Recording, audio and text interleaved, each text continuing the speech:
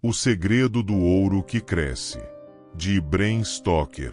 Título original: The Secret of the Growing Gold, de 1892. Quando Margaret Delandre foi morar em Brent Rock, toda a vizinhança despertou para o prazer de um novo e completo escândalo. Escândalos envolvendo tanto a família Delandre quanto os Brent, de Brent Rock, não eram raros. E, se a história secreta do condado tivesse sido escrita por inteiro, ambos os nomes estariam bem representados. É verdade que o status de cada família era tão distinto que poderiam pertencer a continentes diferentes, ou até a mundos distintos, pois seus caminhos jamais haviam se cruzado.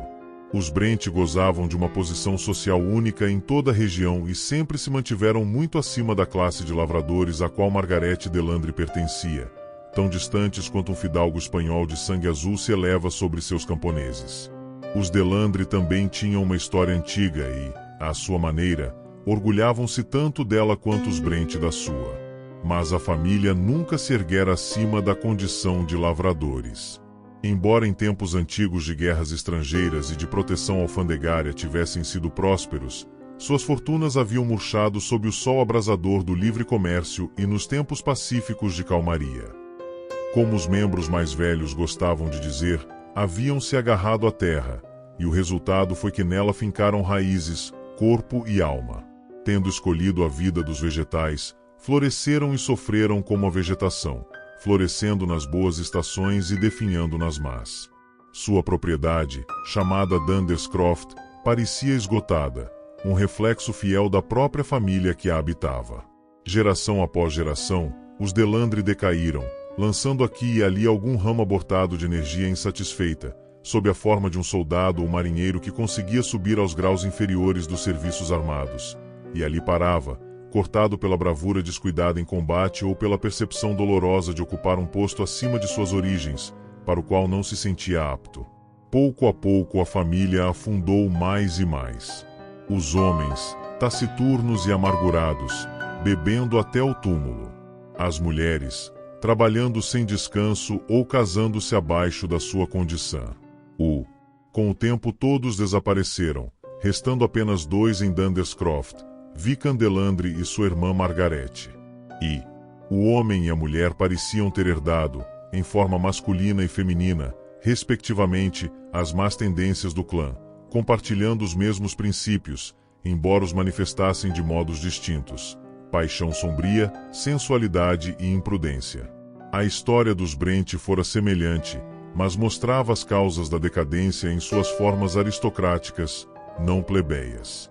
Também haviam mandado seus filhos à guerra, porém, ocupando posições superiores, alcançaram glórias e honrarias, pois, sem dúvida, eram corajosos, e muitos atos nobres foram realizados antes que a dissipação egoísta que os marcava drenasse sua vitalidade. O atual chefe da família, se ainda se podia chamar de família, quando restava apenas um da linha direta, era Geoffrey Brent. Era quase o tipo perfeito de uma raça desgastada, exibindo, em certos aspectos, suas qualidades mais brilhantes e, em outros, sua completa degradação. Poderia ser comparado a um daqueles antigos nobres italianos que os pintores nos legaram, homens de coragem, mas sem escrúpulos, refinados na luxúria e na crueldade, voluptuosos reais, com o demônio em potencial. Geoffrey era certamente belo, com aquela formosura sombria, aquilina e dominante que as mulheres reconhecem instintivamente como poder. Com os homens, era frio e distante, mas tal atitude nunca detém o interesse feminino. As leis insondáveis do desejo parecem ter decretado que até uma mulher tímida não teme um homem orgulhoso e feroz. Assim, não havia mulher, de qualquer condição, que morasse ao alcance da vista de Brent Rock e não guardasse alguma secreta admiração pelo belo devasso. E o campo de visão era vasto. Brent Rock erguia-se abrupta em meio a uma planície, e num raio de 100 milhas suas torres antigas e telhados íngremes recortavam o horizonte entre bosques, povoados e mansões dispersas. Enquanto Geoffrey Brent limitava suas dissipações a Londres, Paris ou Viena, longe da vista e do ouvido de casa, a opinião pública permanecia muda. É fácil ouvir ecos distantes sem se comover. Tratamos com descrença, desdém ou indiferença, conforme nos convém. Mas quando o escândalo se aproxima, é outra iste. Ória. O instinto de decência e integridade, presente em toda a comunidade não completamente corrompida, desperta e exige que a condenação se manifeste. Ainda assim, todos mantinham certa discrição, e ninguém falava mais do que o estritamente necessário. Margaret Delandre portava-se com tanta ousadia e franqueza, aceitando sua posição como companheira legítima de Geoffrey Brent, que muitos passaram a acreditar que ela secretamente se casara com ele. Por isso, julgavam prudente calar-se, temendo que o tempo confirmasse a verdade e ela se tornasse uma inimiga poderosa. A única pessoa que poderia, com uma simples intervenção, dissipar todas as dúvidas, estava impedida pelas circunstâncias. Vickan Delandre havia brigado com a irmã, ou talvez fosse o contrário, e agora reinava entre eles não apenas uma neutralidade armada, mas um ódio feroz. A desavença ocorrerá antes de Margaret ir para Brent's Rock. Os dois quase chegaram às vias de fato. Houve ameaças de ambos os lados, e por fim Vickan, dominado pela raiva, ordenou que a irmã deixasse sua casa. Ela se levantou imediatamente e, sem sequer empacotar seus pertences, saiu. No limiar da porta, virou-se apenas para lançar uma maldição amarga. Disse que ele pagaria em vergonha e desespero, até o último dia de vida, por aquele ato. Semanas depois, acreditava-se que Margaret tivesse ido para Londres, até que de repente, apareceu passeando com Geoffrey Brent, e antes do cair da noite toda a região sabia que ela havia ido morar em Brent's Rock. Vickan Delandre ficou furioso ao ouvir a notícia. Jurou vingança e, para manter sua mente em sintonia com a própria raiva, bebeu ainda mais do que de costume. Tentou várias vezes ver a irmã, mas ela o rejeitou com desdém. Tentou então conseguir uma entrevista com Geoffrey Brent, mas este também o recusou. Vickan tentou interceptá-lo na estrada, sem sucesso, pois Geoffrey não era homem que se deixasse deter contra a vontade. Aconteceram alguns encontros hostis entre os dois, e outros tantos foram apenas ameaçados e evitados. Por fim, Vickan Delandre resignou-se a uma aceitação sombria e rancorosa da situação. Nem Margaret nem Geoffrey eram pessoas de temperamento pacífico, e não demorou muito até que começassem as brigas entre eles. Uma discussão levava a outra, e o vinho corria livremente em Brent's Rock. Às vezes, as querelas tomavam um tom violento, e ameaças eram trocadas em linguagem dura, que assustava os criados. Mas, como ocorre em muitas casas, as brigas terminavam em reconciliações, e num respeito mútuo proporcional à força mostrada no confronto. Há pessoas que acham na própria luta um prazer em si, e Geoffrey e Margaret pertenciam a essa classe. O combate doméstico era, para eles, mais uma forma de paixão intensa. De tempos em tempos, o casal ausentava-se de Brent's Rock. Em cada uma dessas ocasiões, Vickan Delandre também desaparecia, mas, como geralmente sabia tarde demais das viagens da irmã, retornava a casa ainda mais amargurado e descontente. Até que, certa vez, a ausência do casal prolongou-se mais do que o habitual. Poucos dias antes, havia ocorrido uma briga mais amarga do que todas as anteriores, mas também essa fora superada, e uma viagem ao continente fora mencionada diante dos criados. Pouco depois, Vickan Delandre também partiu. Passaram-se algumas semanas até que ele voltasse, e todos notaram que algo havia mudado. Parecia satisfeito, exaltado, quase triunfante, embora ninguém soubesse o motivo. Ele foi direto a Brent's Rock e exigiu falar com Geoffrey Brent. Quando lhe disseram que o senhor ainda não havia retornado, respondeu com uma firmeza que os criados não esqueceram. Voltarei. Minha notícia é sólida. Pode esperar. E foi embora. Semanas passaram, depois meses. Então surgiu um rumor, logo confirmado. Um acidente ocorrerá no Vale de Zermatt, na Suíça. Durante a travessia de uma passagem perigosa, uma carruagem com uma dama inglesa e o cocheiro caíra de um precipício.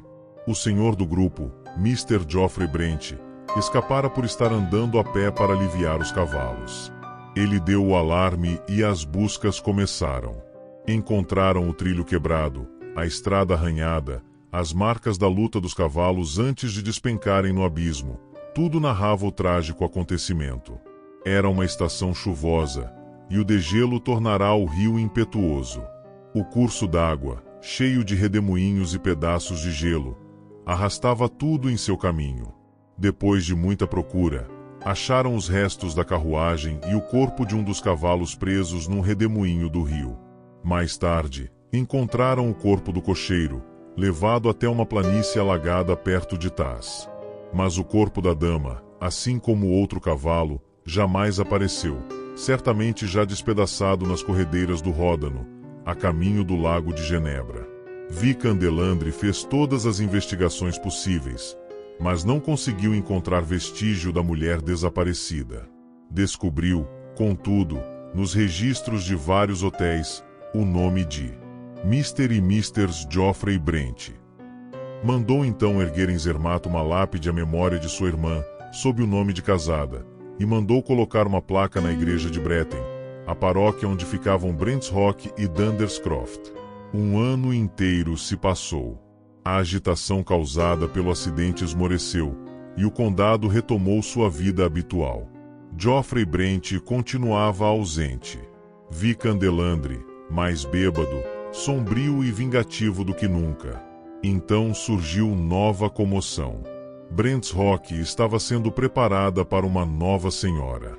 O próprio Geoffrey enviou uma carta ao vigário, anunciando que havia se casado meses antes com uma dama italiana e que estavam voltando para casa. Logo uma tropa de operários invadiu a mansão. Martelos, serras, tintas e cheiros de verniz tomaram conta do ar. Todo o lado sul da casa foi reformado e, quando o trabalho terminou, deixaram prontos apenas materiais para restaurar o grande salão, pois Geoffrey exigirá que essa parte fosse feita sob sua supervisão pessoal. Ele trouxera desenhos detalhados do salão da casa do pai de sua esposa, desejando reproduzi-lo para ela. Como as molduras precisavam ser refeitas, empilharam ali andaimes, tábuas e sacos de cal, junto a um grande caixote de madeira para misturar a massa. Quando a nova senhora de Brent's Rock chegou, os sinos da igreja repicaram e a vizinhança festejou. Era uma mulher belíssima, cheia do fogo e da poesia do sul. E as poucas palavras em inglês que sabia eram ditas num tom tão doce e quebrado que conquistavam os corações tanto pelo som musical da voz quanto pela ternura dos olhos escuros. Geoffrey Brent parecia mais feliz do que nunca, mas havia em seu rosto um ar sombrio e ansioso, novo para quem o conhecia. Às vezes, sobressaltava-se como se ouvisse um som inaudível aos outros. Meses se passaram, e correu o rumor de que finalmente haveria um herdeiro em Brent's Rock.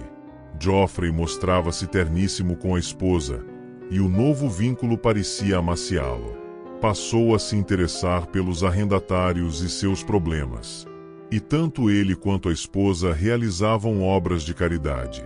Parecia ter depositado todas as esperanças no filho que estava por vir. E, quanto mais pensava no futuro, mais aquela sombra escura em seu rosto se dissipava. Durante todo esse tempo, Vichan Delandre alimentava sua vingança. No fundo do coração crescia um propósito sombrio, que apenas esperava a oportunidade certa para cristalizar-se em ação. Sua ideia, vaga ainda, parecia centrar-se na esposa de Brent, pois sabia que atingiria Geoffrey mais dolorosamente por meio de quem ele amava. E o tempo que se aproximava parecia guardar no ventre a ocasião que tanto desejava. Certa noite, Vichan estava sozinho em casa, sentado na sala de estar.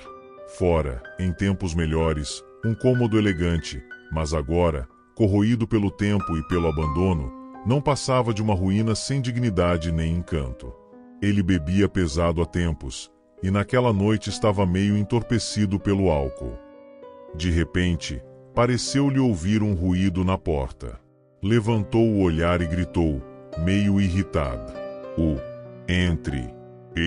Mas ninguém respondeu. Resmungando um palavrão, voltou à bebida.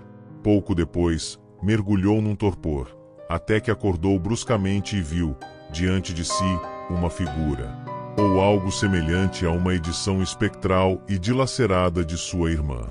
Por alguns momentos, foi dominado por um terror instintivo.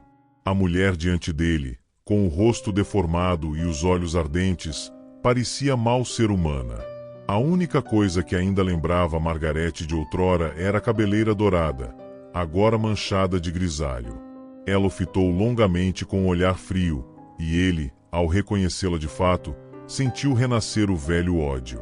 Todo o rancor acumulado durante o último ano explodiu em palavras, quando perguntou: "O que faz aqui? Você está morta e enterrada." Ela respondeu com voz rouca, tomada de paixão e ódio: "Estou aqui, Vickan Delandre, não por amor a você, mas porque odeio o outro ainda mais." Nos olhos dela ardeu um fogo terrível. "Ele?" perguntou Vickan, num sussurro tão feroz, que até a mulher estremeceu por um instante, antes de recuperar a calma. "Sim, ele", respondeu. "Mas não se engane, a vingança é minha. Só vou usá-lo como instrumento." De súbito, Vickan perguntou: "Ele se casou com você?" O rosto deformado da mulher retorceu-se num sorriso monstruoso. Foi um espetáculo horrendo. Os músculos quebrados e as cicatrizes brancas formavam linhas grotescas, e o sorriso parecia uma máscara de dor. "Ah, você quer saber? Seria bom para o seu orgulho acreditar que sua irmã foi realmente casada, não? Pois não saberá. Esse é o meu troco, e não pretendo alterá-lo nem por um fio.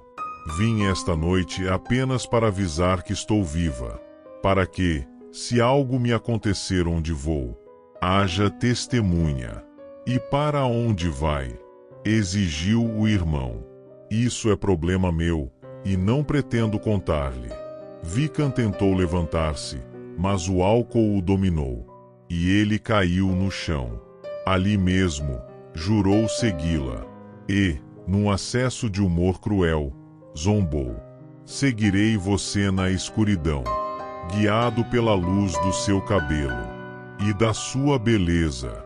A mulher virou-se bruscamente e respondeu com voz sibilante: "Haverá outros além de você, que hão de lamentar meu cabelo e minha beleza. Ele também há de fazê-lo, pois o cabelo permanece, mas a beleza se foi, quando ele retirou o pino da roda e nos lançou no precipício. Não pensou muito na minha beleza.